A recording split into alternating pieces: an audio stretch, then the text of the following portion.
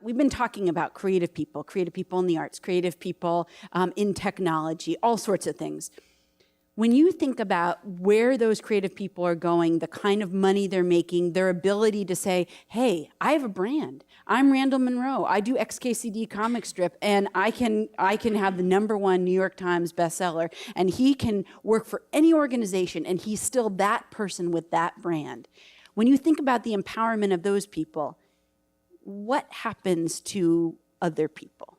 And the consolidation of money amongst those people. So, Jason, I know you guys have really looked at this. You wanna start sort of your view of this?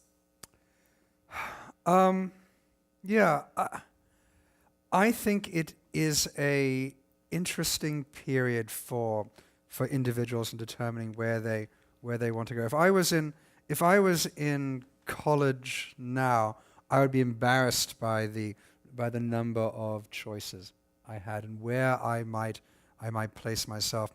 But what I've noticed about young people at the moment is they have a powerful desire to do good in the world, to make a positive difference. We call these the millennials.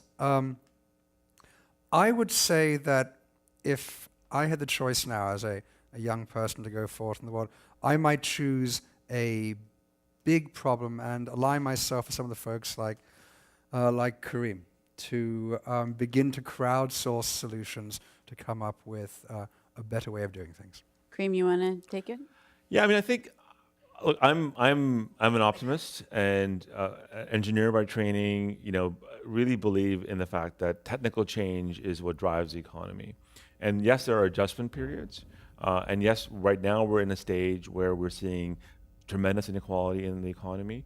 But at the same time, people are inherently problem solvers, and people will come up with new problems and will come up with ways to solve those problems. So I don't believe in this future that there's no growth and that we're going to be living in this bifurcation. I mean, I think Eric and Andrew have some good hypotheses about that, but I think that there's other Tesla hypotheses as well that will say that in fact we have more empowerment and we have more people like Jess participating in the economy in ways that this weren't possible before.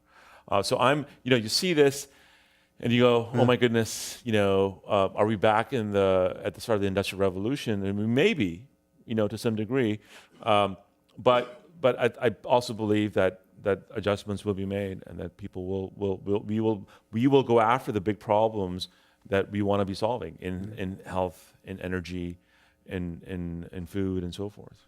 Jessica, let me throw it to you, because in some ways the people who buy this table, right, are very often the beneficiaries. Did you mention how much this table costs? This is $10K. Yeah. So they're very often the beneficiaries of that, that black line up there. So what's your sort of, what do you see happening?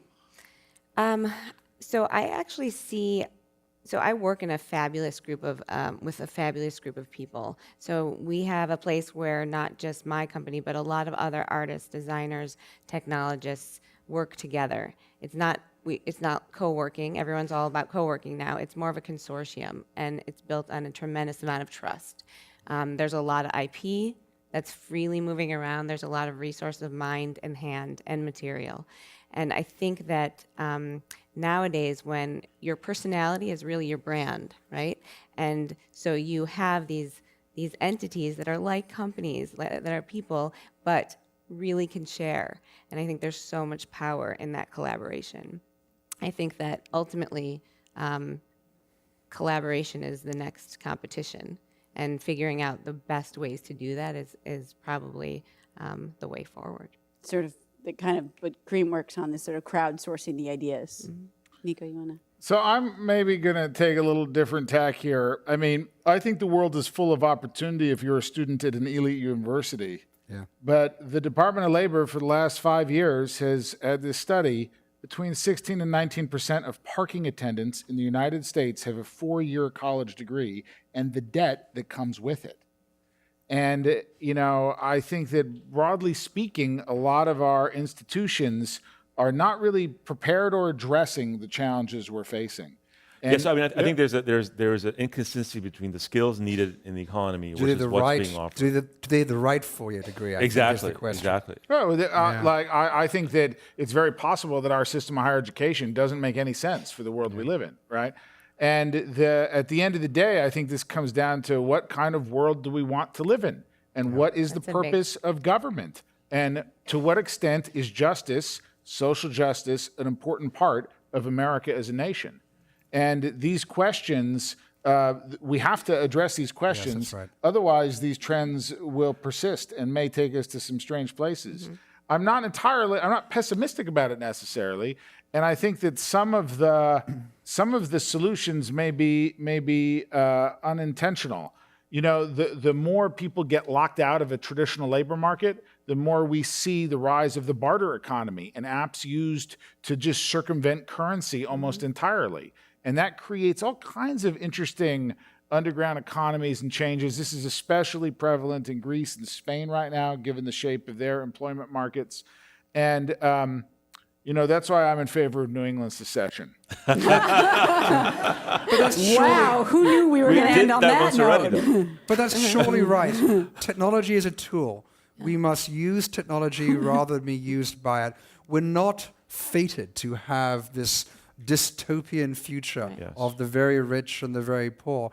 There are tons of smart policy ideas out there. There are lots of great technologies, but we have to talk about it as a society, you know, as a democracy, and say what we want.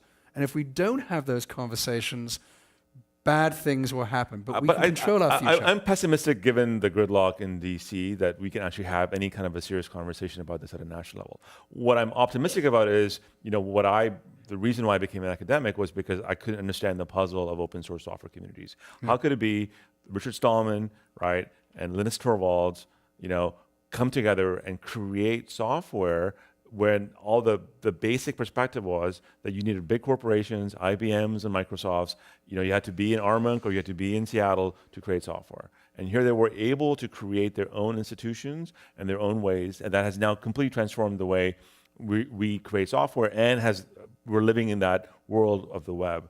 So I'm actually all for what you said, which is local communities getting together, right, and defining for themselves what's important and making change that way. Because I think relying on, you know, our politicians to do anything is I mean, you're at the Kennedy School site. I know that's where you have to be at, but I just think that it's not working.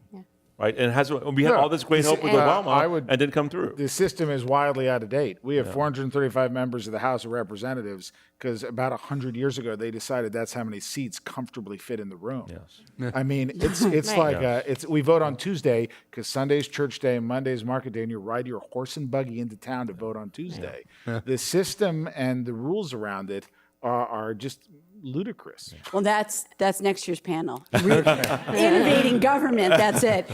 Karim, Nicco, Jessica, Jason, this has been wonderful. Thank you so much. Thank you. Thank you so much.